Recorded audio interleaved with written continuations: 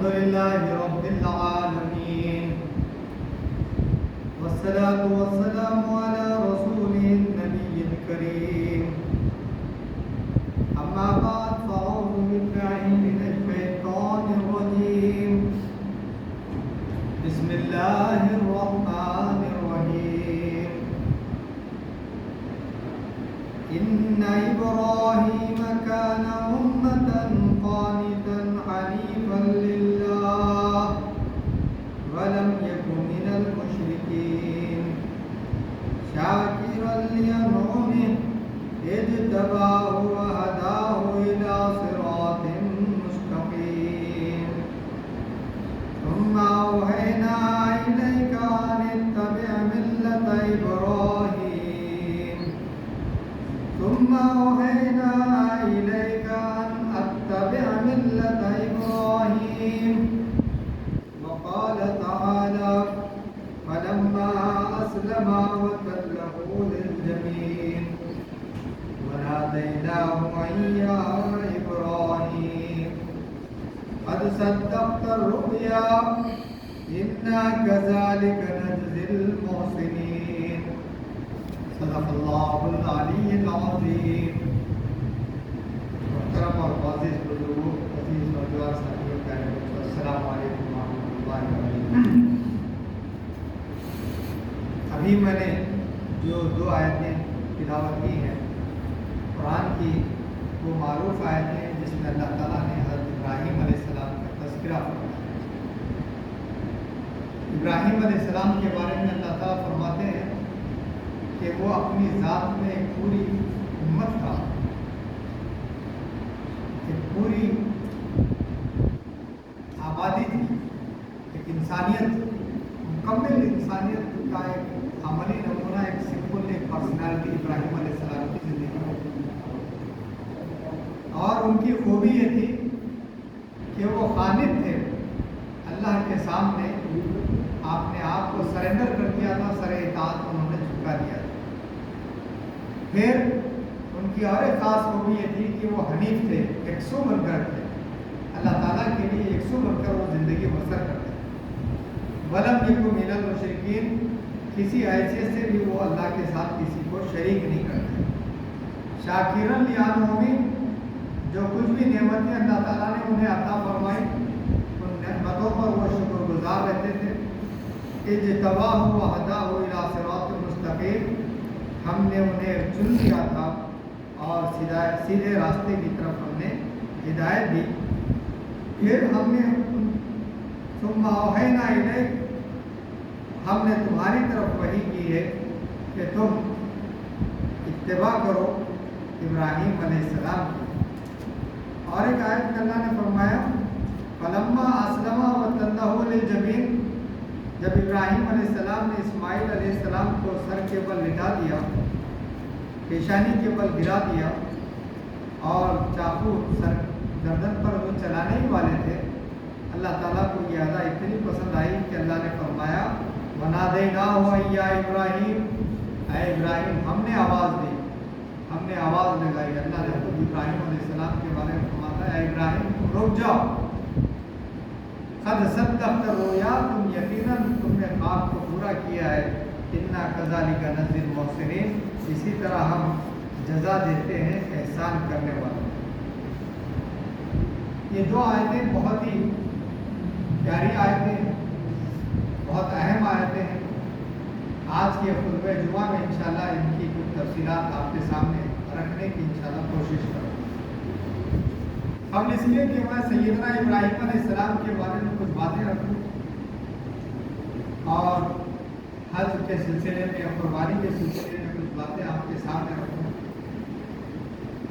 اسلام کے 3 اہم نکات کو اچھی طرح سمجھنا ضروری ہے، اور جب تک ہم ان باتوں پر ذہن نشین اچھی طرح نہیں کریں گے، نہیں سمجھیں گے، اسلام کے مزاج سے ہم واقف نہیں ہوں گے. اور ایک بہت بڑی جو کثیر تعداد ہے مسلمانوں کی، اس مزاج کے عدم واقفیت کے نتیجے میں ان کی ساری قربانیاں، ان کی ساری جدوجہد، ان کے سارے مشکلات اور تکالیف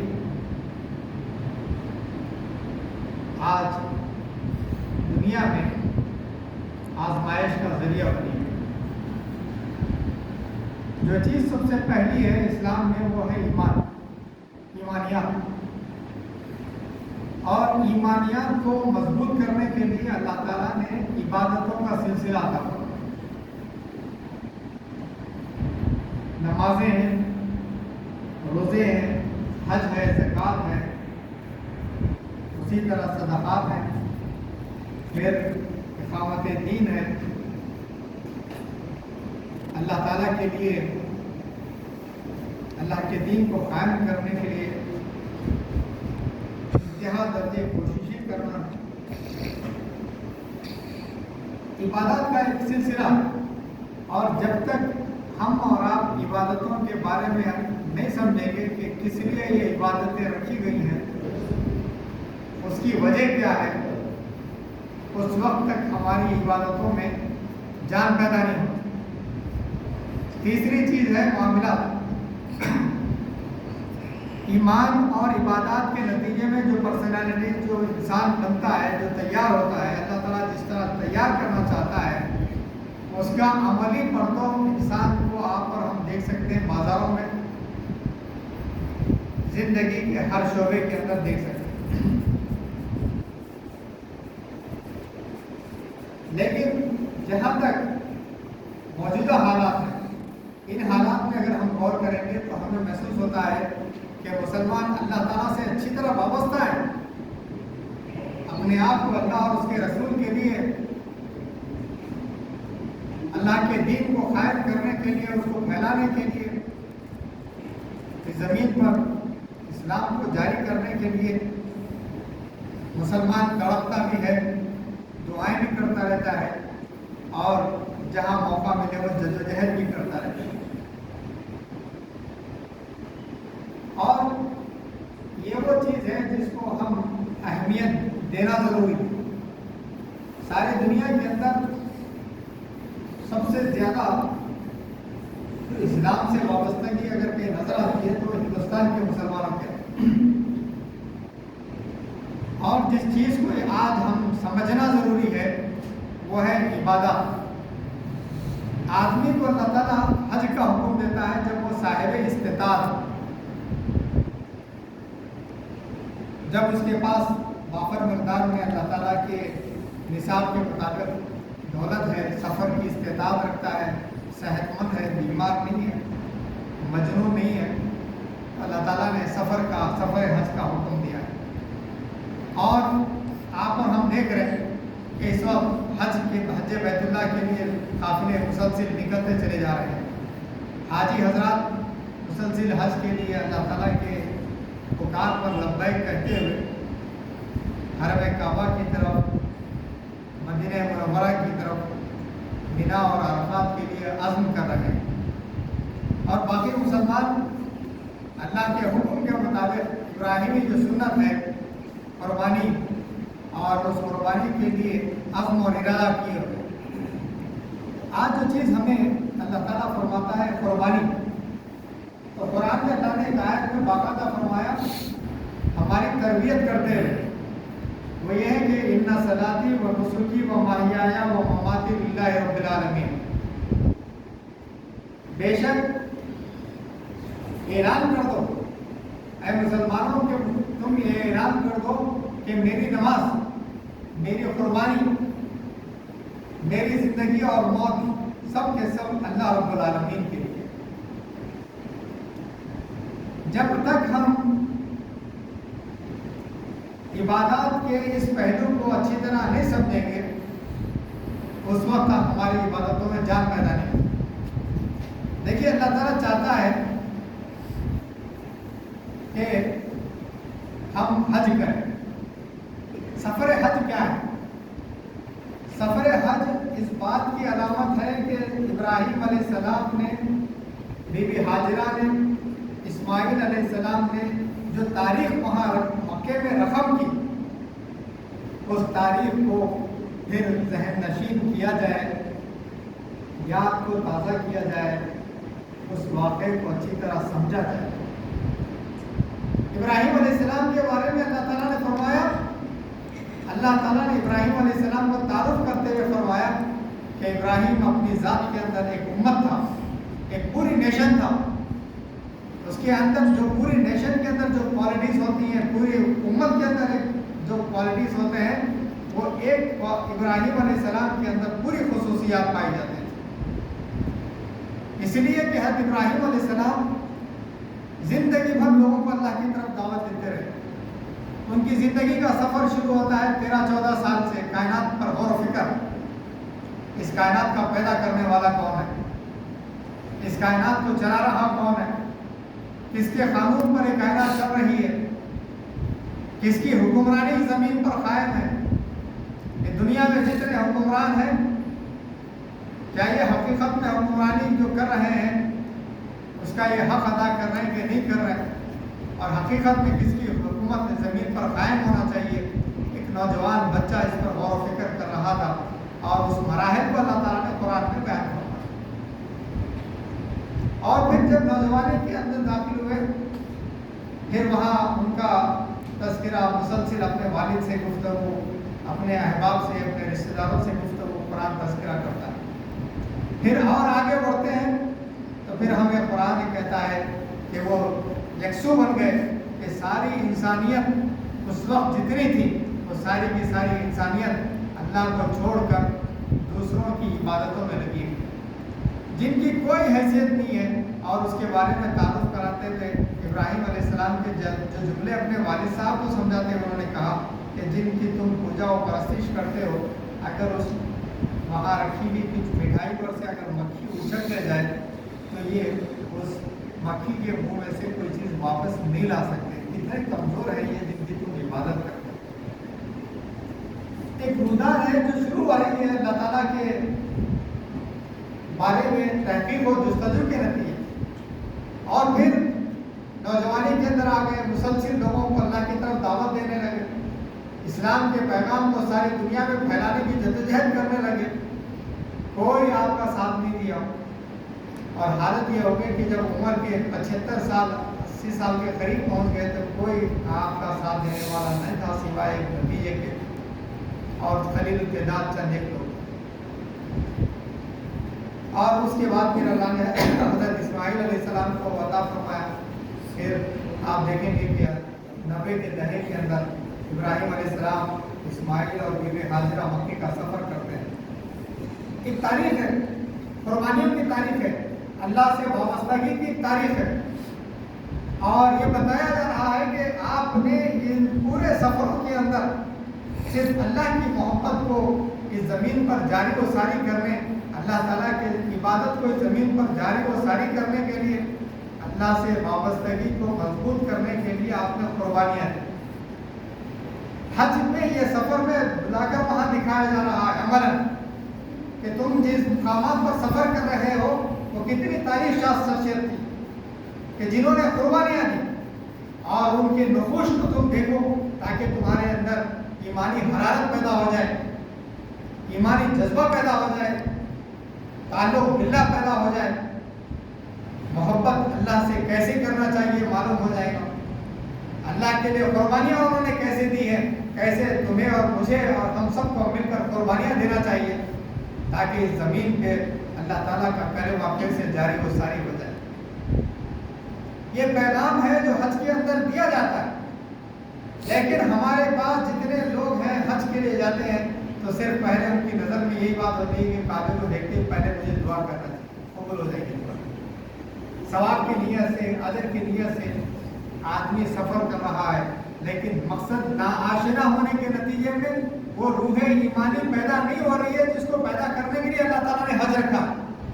وہ جذبہ پیدا ہو جائے ابراہیم علیہ السلام کا، وہ جذبہ پیدا ہو جائے اسماعیل علیہ السلام کا، وہ جذبہ پیدا ہو جائے بیوی ہاجرہ علیہ السلام کا، وہ تعلق باللہ قائم ہو جائے جو ابراہیم و اسماعیل و ہاجرہ علیہ السلام کا جو تھا اللہ کے ساتھ، ویسے ہی تعلق باللہ تمہارا اور میرے ساتھ بھی قائم ہو۔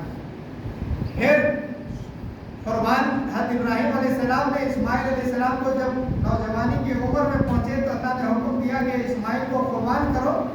آپ نے جیسے ہی بتایا گا تو اس نوجوان کو مینا کے وادیوں میں لے کر گئے، اور وہاں آپ جیسے ہی اپنے پیشانی کے بل پر حضرت اسماعیل علیہ السلام کو لٹا دیا تو اس وقت اللہ تعالیٰ خود آواز دیتا ہے، وہ سارے مراحل آپ جانتے ہیں کہ کس طرح باپ اور بیٹے کے درمیان گفتگو ہوئی، کیسے ابراہیم علیہ السلام نے اپنے لبے جگر کو سے سوال کیا کہ میں دیکھ رہا ہوں بیٹے تجھے میں قربان کر رہا ہوں، اور بیٹا کہتا ہے وہ کام کریے جس کا اللہ نے آپ کو حکم دیا، اور مجھے آپ رتی برابر بھی ڈرتا ہوا نافرمانی کرتا ہوا نظر نہیں آئیں گے، آپ میں مسلسل اللہ کی اطاعت کرتے ہوئے مجھے پائیں گے۔ یہ نوجوان بچے کی اسلام سے، اللہ سے وابستگی، اللہ کے حکم کی اطاعت یہاں ہم کو بتایا جا رہا ہے۔ پیغمبر کا خواب عام انسانوں کے خواب کے برابر نہیں ہوتا، بلکہ وہ ایک وحی ہوتی ہے، اس وحی کو پورا کرنا پیغمبر کا کام ہوتا ہے، اور پیغمبر اس خواب کو پورا کرنا فرض عین ہو جاتا ہے۔ جیسے ابراہیم علیہ السلام نے خواب دیکھا کہ اسماعیل علیہ السلام کو ذبح کر رہے ہیں، تو آپ نے اپنے بیٹے سے کہا کہ بیٹے میں دیکھ رہا ہوں کہ تجھے میں قربان کر رہا ہوں۔ بیٹا کہتا ہے کہ ابو وہ کام کر گزریے جس کا اللہ نے آپ کو حکم دیا ہے، میں رت کی برابر بھی آپ مجھے نافرمان نہیں پائیں گے۔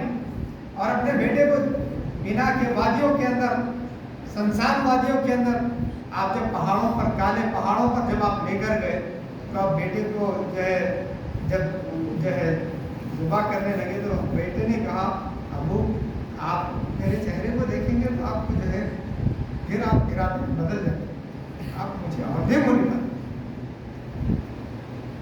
پھر وہاں ابراہیم علیہ السلام جیسے اچھا وہ کو تیز کیا، اور پھر اللہ کے حکم کے مطابق آپ وہاں قربانی کرنا چاہ رہے تھے۔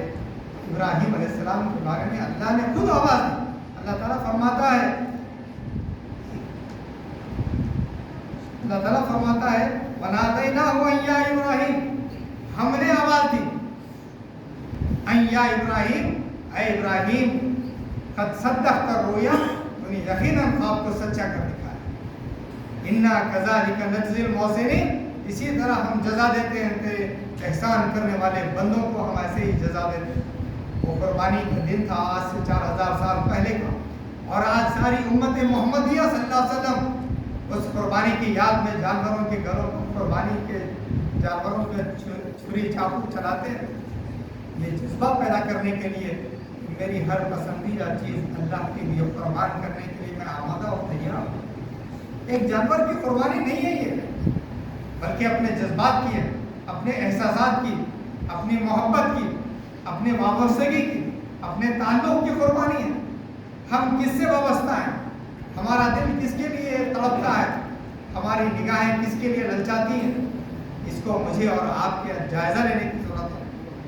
اگر ہم ان کیفیات کو اپنے اندر پیدا کریں گے تو پھر ہمارے اندر ایمانی روح پیدا ہوں گی، اور یقیناً اللہ تعالیٰ چاہتا ہے مسلمانوں کے اندر یہ نمونہ، یہ جو مثال تھی، اس مثال کے ذریعے سے اللہ تعالیٰ چاہتا ہے کہ مسلمان اپنے زندگی کو ہر شعبے کو اللہ کے لیے قربانی کرنے کا اعلان کر دے۔ اسی لیے قرآن میں اللہ نے فرمایا اِنَّ صَلَاتِي وَنُسُكِي وَمَحْيَايَ وَمَمَاتِي لِلَّهِ رَبِّ الْعَالَمِينَ، اے مسلمانوں کہہ دو کہ میری تمام عبادتیں، نمازیں، میری تمام قربانیاں، میری زندگی اور موت سب اللہ رب العالمین کے لیے، وَأَنَا أَوَّلُ الْمُسْلِمِينَ، اور میں سب سے پہلا اطاعت کرنے والا بندہ ہوں۔